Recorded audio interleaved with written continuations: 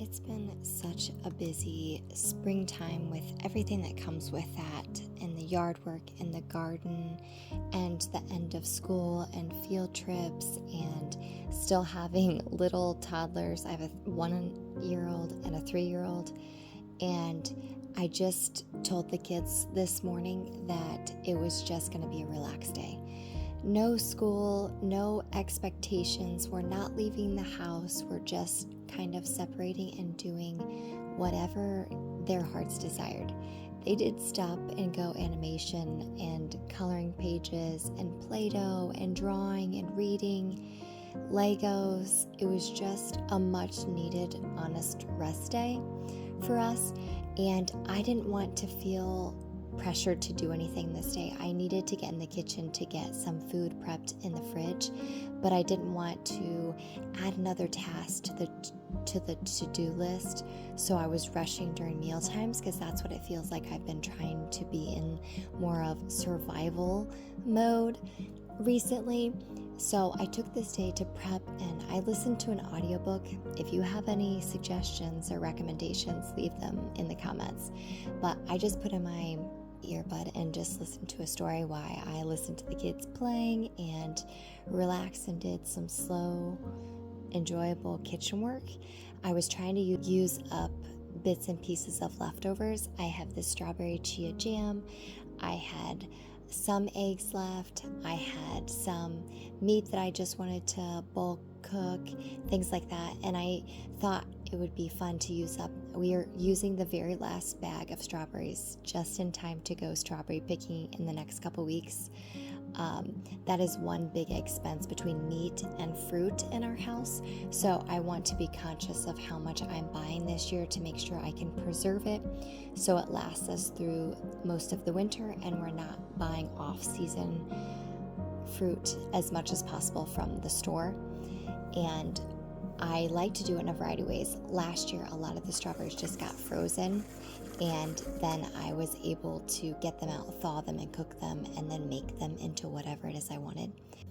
And if you're not new around here, you know that I'm always adding things to our food to up the nutritional value, and my children don't even think that I hide it. They know that I put stuff in there. And for the strawberry chia jam, which I'm already adding chia seeds to, I added some beetroot powder, which I got a huge clump that I had to get out. Adding that doesn't really change the flavor profile, but it does up just the nutritional value that we might not eat, fresh beets, but we'll eat them with beet powder. And because we're a large family, it's just easier to do pans of quick breads and muffins than to do actual individual wrapping. I do like to do individual wrapping for when we have play dates or when we're going on errands or something to pack. It's easier to dish out muffins. But when I'm making big batches, I like to just do 9x13 or a 9x9, and then it's easy to cut into 9 squares for the 9 of us.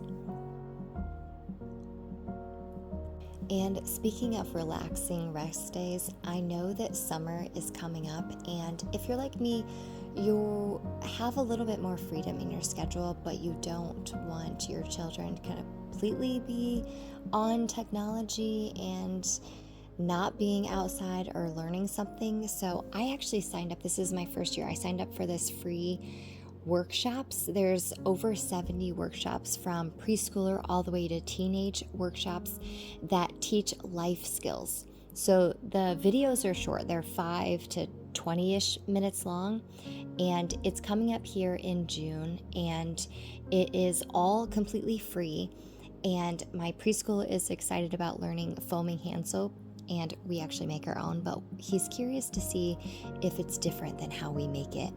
And I have one child that loves cooking, so there's an Indian dish that she's excited about. I have another guy that wants to learn about woodworking, making your own tic-tac-toe board. And I have a high schooler that is interested to see what the budget workshop is about, along with how to start your own business and be an entrepreneur.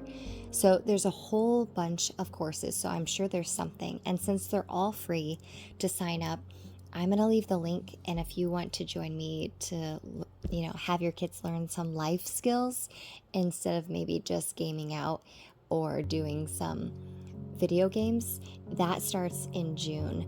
And I will leave a link down below for you to register and join us.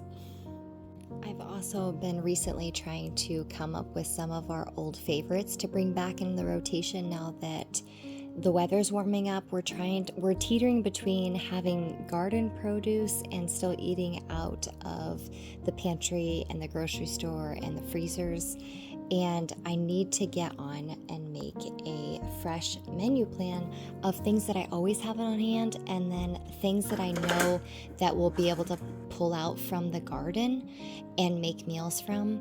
I find that is really helpful. And then I have a running list of kind of our staples that I rotate through between muffins and granola bars or energy balls or other treats that we normally have in the summer.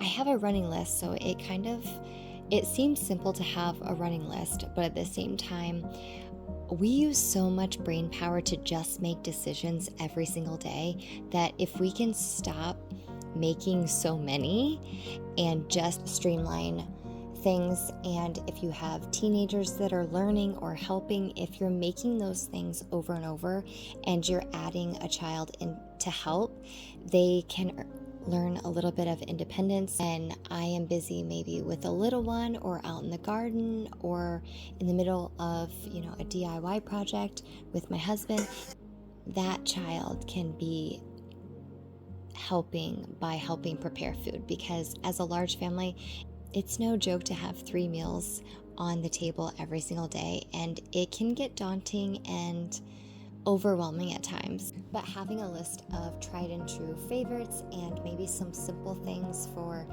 if the child isn't ready to fully be in the kitchen, they can have a helper that they can do independent is just easier on the family, I feel like. And it takes time to find recipes, but I also love being in the kitchen, so I like trying new things, but there is always those staples we come back to. And one of the things we have been doing recently is making this granola. I have spent years trying to find a good granola, and this granola is the perfect mixture of hard crunchy bits and then loose granola, because I hate the granola that you buy at the store and it's just like oatmeal. It's like just crumbles. We like the chunks, and so one of those recent meals we've been having is yogurt, granola, and fruit first thing in the morning.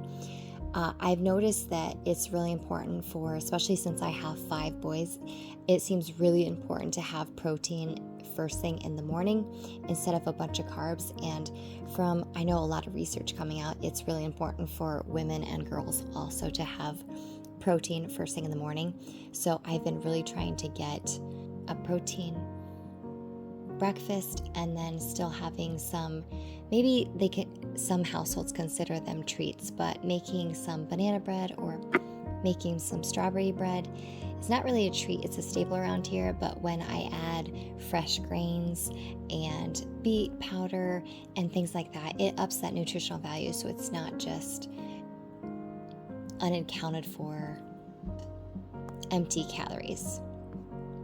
And as a large family, there's always seems to be a bucket of meat. And how I do that is I sometimes have an idea of what I'm actually bringing up, and then others I'll kind of just bring up a bunch of stuff and then think about it as it defrosts.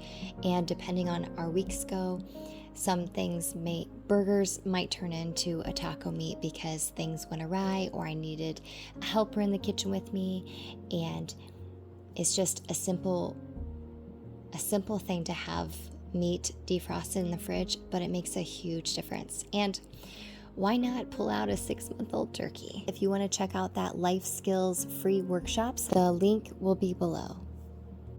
Thanks for joining me in my slow kitchen morning as I just prep some basics that we are going to mix and match throughout the week to make meals for our large family in a busy spring season.